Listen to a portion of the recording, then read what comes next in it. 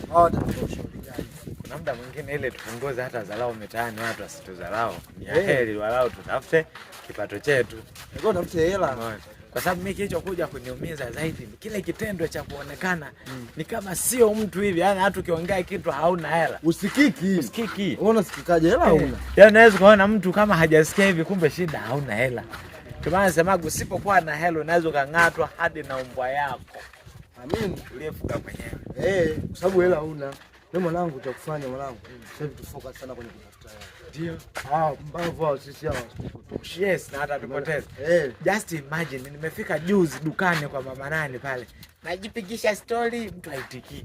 Najiongelesha haitiki. Kumbe bwana nahisi kama nataka nikope. Kumbe hiyo siku sitaki nikope ka hela. Ulikuwa na hela? Nilikuwa na 1200 vitu wenyewe nataka vya 800. Akajua nakopa.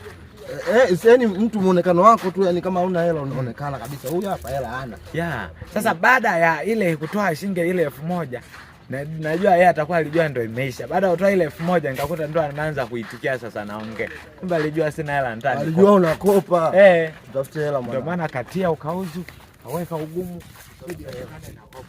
Sasa maisha hivyo mwanangu sio life mwanangu. Sasa mwisho wa siku mtu anaambia nitafuta hela niangalia mpesa. Ukogo mwanangu utafute hela.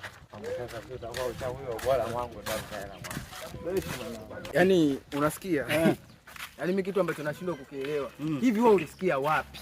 Kwa akili ya namna gani?